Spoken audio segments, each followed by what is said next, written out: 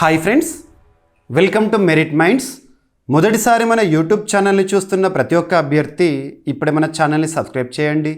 ఈ వీడియో కనుక నచ్చినట్లయితే లైక్ చేయండి. మీ ఫ్రెండ్స్ అందరికీ, పోటీ పరీక్షలకు ప్రిపేర్ అవుతున్న ప్రతి ఒక్క ఆస్పిరెంట్కి ఈ వీడియో లింక్ని షేర్ చేయండి.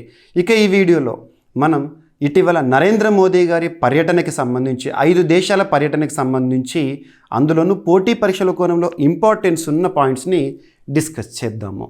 సో పోటీ పరీక్షల కోణంలో రానున్న ఏ పోటీ పరీక్ష అయినా, ఏ స్థాయి పోటీ పరీక్ష అయినా ద మోస్ట్ ఇంపార్టెంట్ టాపిక్గా ఈ టాపిక్ని చెప్పొచ్చు. ఒక టాపిక్కి ఇంపార్టెన్స్ ఉంటుంది అని ఎలా చెప్పొచ్చు అంటే, ఆ టాపిక్ తరచూ వార్తల్లో నిలుస్తున్నప్పుడు, రెగ్యులర్గా రిపీటెడ్గా ఆ తరహా అంశం వార్తల్లో నిలుస్తున్నప్పుడు. అలాంటి టాపిక్ని ఉదాహరణకు తీసుకుంటే లాస్ట్ 1 వీక్లోనే 4-5 సార్లు ఒకే టాపిక్ వార్తల్లోకి వచ్చింది. అదేంటంటే భారత ప్రధాని నరేంద్ర మోదీ గారిని వరించిన అంతర్జాతీయ పురస్కారం. ఒక్కొక్క దేశం ఇటీవల కాలంలో మీరు అబ్జర్వ్ చేస్తే భారత ప్రధాని గారు ఏ దేశ పర్యటన చేసినా కూడా ఆ దేశం సత్కారం చేస్తోంది. ఆ దేశంలోనే అత్యున్నత పురస్కారాన్ని ఇచ్చి ఒక టైటిల్ని ఇస్తూ సత్కరించడం చూస్తున్నాము. గత నెల మనం అబ్జర్వ్ చేస్తే జూన్ మంత్లో 3 దేశాల పర్యటనకు వెళ్ళడం జరిగింది భారత ప్రధాని నరేంద్ర మోదీ గారు. 3 దేశాలు: సైప్రస్, క్రొయేషియా, కెనడా. అక్కడ సైప్రస్ దేశానికి సంబంధించిన అత్యున్నత పురస్కారం గురించి చూసాము లాస్ట్ మంత్ జూన్ మంత్లో. ఇక జూలై 2 నుండి భారత ప్రధాని గారు 8 రోజుల పర్యటన, 5 దేశాల పర్యటన.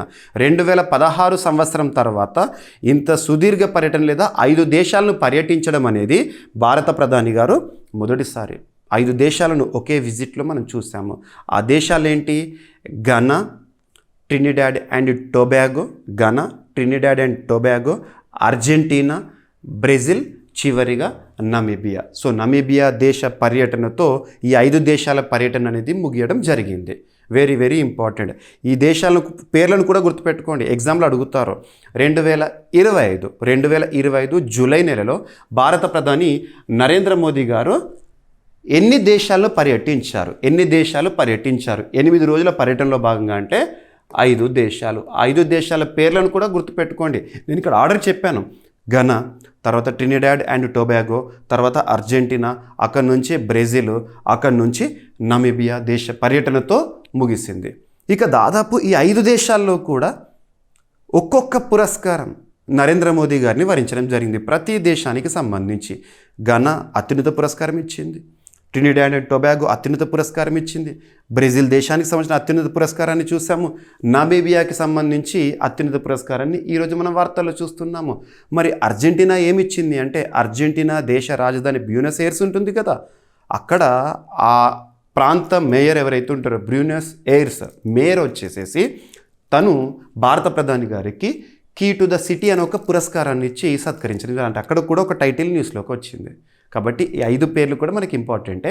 అంతకంటే ముందుగా ఈ 4 దేశాల పేర్లతో పాటు, అంటే 4 దేశాలు ఇచ్చిన ఆ పేర్లతో పాటు మిగతా ఇప్పటివరకు భారత ప్రధాని గారు ఏ పురస్కారాలను స్వీకరించడం జరిగిందో అవన్నీ కూడా ఎగ్జామినేషన్ పాయింట్ ఆఫ్ వ్యూలో ఇంపార్టెన్స్. అండ్ ఇక్కడ ఇంకొకటి కూడా గుర్తుపెట్టుకోండి, ఎందుకు ఇంతగా చెప్తున్నాను అంటే 2024 సంవత్సరం 2024 ఇయర్ 2024 ఎండింగ్లో గ్రూప్ 3, గ్రూప్ 2 ఎగ్జామినేషన్స్ తెలంగాణ రాష్ట్రంలో జరిగిన TGPSC వారు కండక్ట్ చేశారు. అందులో గ్రూప్స్ ఎగ్జామినేషన్లోనే రష్యా అత్యున్నత పురస్కారం అప్పట్లో నరేంద్ర మోదీ గారిని వరించింది 2024 ఇయర్లో. దానిపైన క్వశ్చన్ అడిగారు. మరి అలాంటిది ఈ సంవత్సరంలో మారిషస్కి సంబంధించి చూసాము, శ్రీలంకకు సంబంధించి చూసాము. ఇప్పుడు మనము ఏకంగా ఒకే పర్యటనలో 4 పురస్కారాల గురించి చూస్తున్నాం కాబట్టి ఇంపార్టెన్స్. ఇక్కడ చూడండి, ఇక నమీబియా నమీబియాతో పర్యటన ముగిసింది. మరి ఇక చివరి రోజు నమీబియా ఆ దేశ అత్యున్నత పురస్కారాన్ని ఇచ్చి సత్కరించింది. దాని పేరేంటని అడుగుతారు. The order of the most ancient Welwitschia mirabilis. The order of the most ancient Welwitschia mirabilis అనేది ఏ దేశానికి సంబంధించిన అత్యున్నత పురస్కారము నరేంద్ర మోదీ గారిని వరించింది అంటే Namibia. Very very very important. ఇక నమీబియా పర్యటనతోటే ఈ పర్యటన 5 దేశాల పర్యటన కూడా ముగిసింది. మొదట ఘనా చూసాము, లాస్ట్ నమీబియా చూసాము. ఎనఫ్. ఓకేనా? ఇక ఇంకొన్ని పురస్కారాలు మనం లాస్ట్ క్లాస్లో కానివ్వండి అలా చూస్తూ వచ్చాం కదా, వాటిని చూడండి. బ్రెజిల్ దేశానికి సంబంధించి grand collar of the national order of southern cross, grand collar of the national order of the southern cross అనేది బ్రెజిల్ దేశానికి సంబంధించిన అత్యున్నత పురస్కారం. ఆ దేశ అధ్యక్షుడు లూలా డా సిల్వా గారు భారత ప్రధాని గారికి ప్రదానం చేయడం జరిగింది. అది ఆల్రెడీ మనం చూసాము. అండ్ ట్రినిడాడ్ అండ్ టొబాగోకి సంబంధించి the order of the republic of Trinidad and Tobago, గుర్తుపెట్టుకోండి, ఆ దేశానికి సంబంధించిన అత్యున్నత పురస్కారం. ట్రినిడాడ్ అంటే ఏంటి? మనకి కరేబియన్ దీవుల్లోని ఒక దేశం. ఓకేనా? ఇక నెక్స్ట్ వచ్చేసి ఘనా దేశానికి సంబంధించి the officer of the order of the star of Ghana, గుర్తుపెట్టుకోండి. ఇక నెక్స్ట్ మరి లాస్ట్ మంత్ జూన్ మంత్లో G7 సదస్సుకు హాజరవ్వడానికి కెనడాకి వెళ్ళారు. అంతకంటే ముందుగా మనము సైప్రస్, క్రొయేషియా పర్యటన గురించి చూసాము. నరేంద్ర మోదీ గారి పర్యటన, అప్పుడు 3 దేశాల పర్యటన. అక్కడ సైప్రస్ దేశము జూన్ మంత్లో the grand cross of the order of Makarios 3 అని గుర్తుంచుకోండి, సైప్రస్. ఇక నెక్స్ట్ వచ్చేసేసి ఈ సంవత్సరమే 2025 సంవత్సరంలోనే ఏప్రిల్ మంత్లో శ్రీలంక దేశానికి సంబంధించి ద మిత్ర విభూషణ అనే ఒక పురస్కారం, ఆ దేశంలోనే అత్యున్నతం. ఇక నెక్స్ట్ ఈ సంవత్సరంలోనే 2025 సంవత్సరంలోనే మార్చ్ మంత్ డేట్ కూడా చెప్తాను, మార్చ్ 12 ఆ దేశానికి ప్రత్యేకత ఏంటంటే, మారిషస్ దేశానికి పర్యటన ఏంటంటే వాళ్ళ నేషనల్ డే, వాళ్ళ స్వాతంత్ర దినోత్సవం. ఆ ప్రత్యేక సందర్భంగా భారత ప్రధాని గారిని వారు ముఖ్య అతిథిగా ఇన్వైట్ చేశారు. మరి మారిషస్కి వెళ్ళారు కదా, అక్కడ మారిషస్ దేశ అత్యున్నత పురస్కారం వచ్చింది. ఆ పురస్కారం ఏంటంటే the grand commander of the order of the star and key of the Indian Ocean. Very very important. హిందూ మహాసముద్రపు రాణి ఇండియా, గుర్తుపెట్టుకోండి. ఓకేనా? ఇక నెక్స్ట్ వచ్చేసి ఇక లాస్ట్ ఇయర్కి సంబంధించి కొన్ని డైరెక్ట్గా గతంలో 2024, 2023, 2022 అలా అంతకుముందున్న పురస్కారాలు కూడా ఓవరాల్ ఒకసారి గుర్తుపెట్టుకోండి.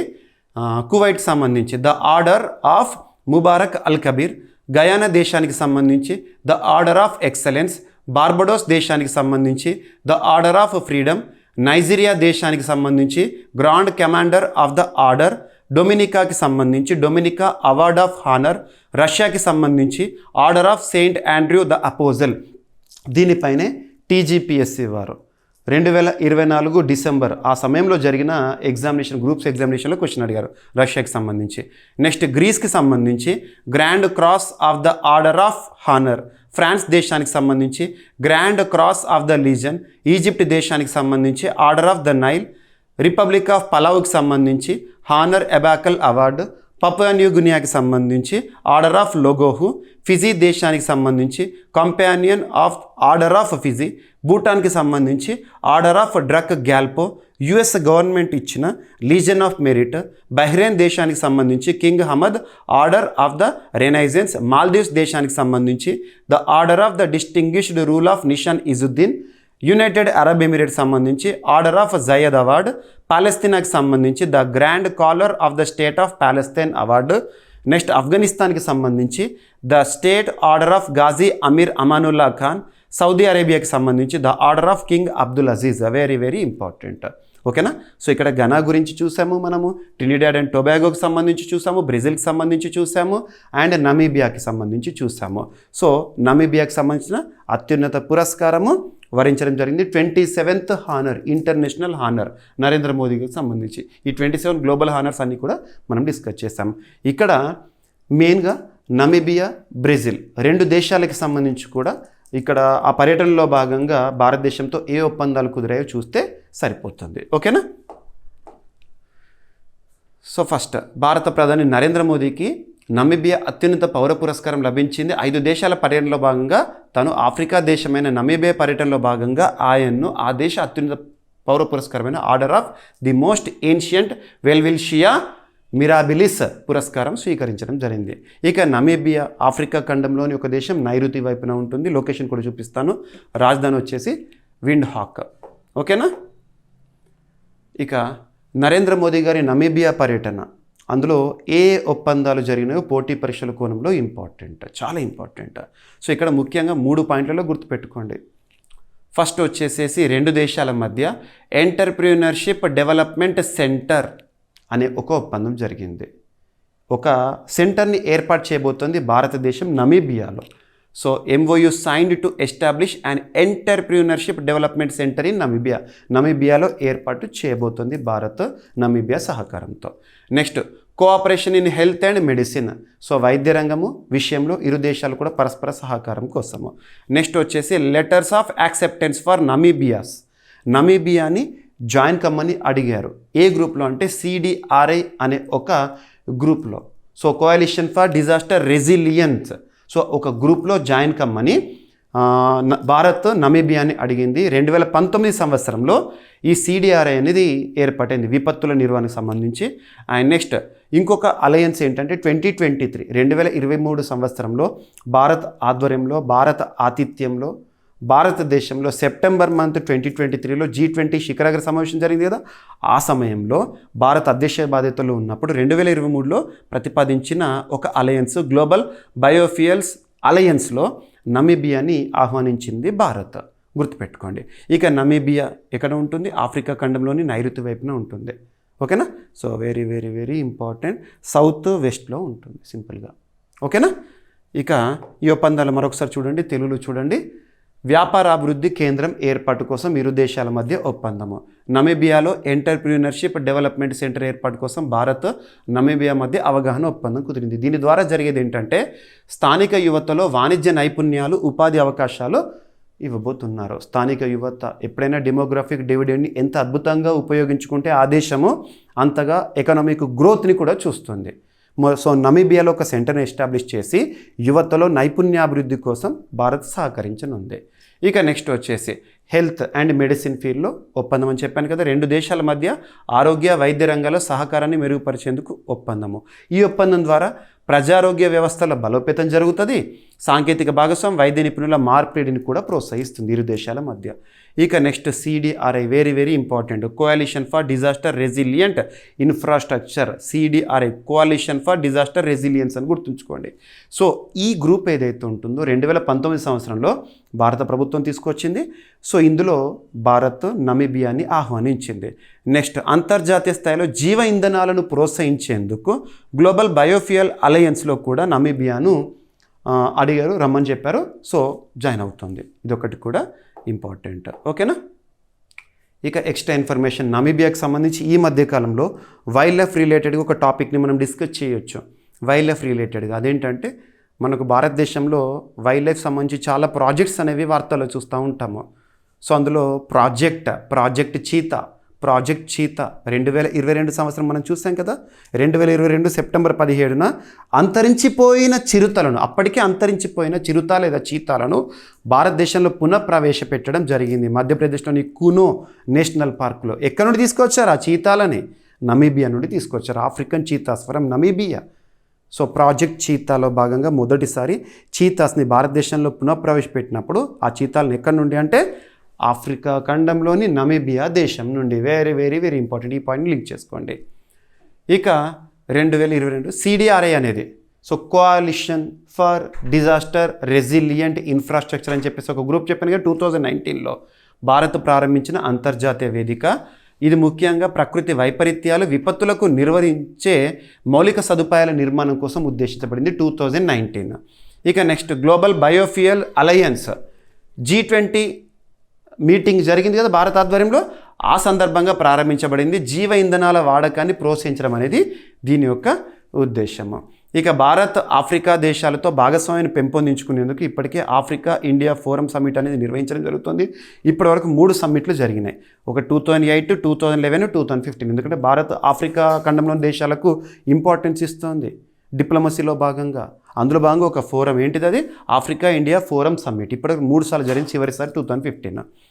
ఇక భారత్ ఆఫ్రికా వాణిజ్యము, భారతదేశానికి ఆఫ్రికా ఖండానికి మధ్య వాణిజ్యము $100 బిలియన్లకు చేరుకుంది. $100 బిలియన్ చేరుకుంది. ఓకేనా? మరింత పెంచాలని ఉద్దేశము. ఓకేనా? అండ్ ఈ పర్యటనలో భాగంగానే 5 దేశాల పర్యటనలో భాగంగా బ్రెజిల్లో జరిగిన bricks summit very very important. ఆ సమ్మిట్ గురించి ఆల్రెడీ మనం వీడియోలో డిస్కస్ చేయడం జరిగింది, మీరు చూడవచ్చు. ఓకేనా? సో ఇక్కడ భారత్ బ్రెజిల్ వాణిజ్య లక్ష్యాన్ని నిర్దేశించుకున్న ఇరు దేశాలు కూడా భారత ప్రధాని నరేంద్ర మోదీ గారు అండ్ నెక్స్ట్ వచ్చేసి బ్రెజిల్ అధ్యక్షుడు లూలా సిల్వా గారు. ఓకేనా? సో బ్రిక్స్ సమ్మిట్ ముగిసిన తర్వాత ద్వైపాక్షిక సంబంధాల భాగంగా 2030 సంవత్సరం నాటికి ఇరు దేశాల వాణిజ్యం అంటే ఏంటి? ఎగుమతులు దిగుమతులు, ట్రేడ్. సో ఎగుమతులు దిగుమతులు అనేవి $20 బిలియన్ చేర్చాలి అని ఇరు దేశాలు కూడా ఒప్పందాన్ని కుదుర్చుకోవడం జరిగినాయి. సో ఇక్కడ సౌత్ అమెరికా కాంటినెంట్లోని ఒక దేశం Brazil, right? Brasilia is the capital. So ప్రధాని నరేంద్ర మోదీ గారు బ్రెజిల్తో ద్వైపాక్షిక వాణిజ్యాన్ని ప్రస్తుతం ఎంతంటే $12.2 బిలియన్, దాన్ని $20 బిలియన్ పెంచాలని లక్ష్యంగా నిర్ణయించుకున్నారు. సో భారత్ బ్రెజిల్ మధ్య వాణిజ్య ఒప్పందం అని చెప్పొచ్చు. బ్రెజిల్లో అధికారిక పర్యటన సందర్భంగా బ్రెజిల్ అధ్యక్షుడు లూయిస్ ఇనాజియో లూలా సిల్వా గారితో కలిసి నిర్వహించిన ఉమ్మడి విలేకరుల సమావేశాన్ని ఈ లక్ష్యాన్ని ప్రకటించారు. 2030 నాటికి బ్రెజిల్తో మన వాణిజ్యం ఎంతకు చేరాలని టార్గెట్గా పెట్టుకున్నారు. ఎగ్జామినేషన్లో డైరెక్ట్ అడుగుతారు. ఓకేనా? ఇక బ్రెజిల్లో కూడా యూపీఐ పేమెంట్స్ ఇన్ఫ్రాస్ట్రక్చర్ కోసం భారత్ సహకరిస్తుంది అని చెప్పేసి కూడా చెప్పారు. ఓకేనా? ఇక ద్వైపాక్షిక సహకారానికి ఎంపిక చేసిన కీలక రంగాలు 2 దేశాలు భారత్ బ్రెజిల్ ఏంటంటే ఒకటి వ్యవసాయ రంగము, second food processing, 3 digital public infrastructure, next అంతరిక్ష సాంకేతిక పరిజ్ఞానం స్పేస్ టెక్నాలజీలో సహకారము, నెక్స్ట్ అగ్రిటెక్ మరియు విలువ జోడించిన ఆహార పదార్థాల ఎగుమతులు, రైట్? So Brazil. సో ఈ విధంగా 5 దేశాల పర్యటనలో భాగంగా చివరిగా నమీబియాతో ముగిసింది. అండ్ ఇక 5 దేశాల పర్యటనలో భాగంగా ఏ దేశం ఏ అత్యున్నత పురస్కారాన్ని భారత ప్రధాని నరేంద్ర మోదీ గారికి ఇవ్వడం జరిగింది. అండ్ ఇంకొకటి 5 దేశాలు అన్నిటికంటే ఇంపార్టెంట్ ఏంటంటే బ్రెజిల్. ఎందుకు బ్రెజిల్ అంటున్నానంటే అక్కడే కదా ఇటీవల కాలంలో బ్రిక్స్ సమ్మిట్ జరిగింది కాబట్టి అది ఇంపార్టెంట్. 17th బ్రిక్స్ సమ్మిట్, ఆ థీమ్ ఆల్రెడీ మనం డిస్కస్ చేసాము, చూడొచ్చు. ఓకేనా?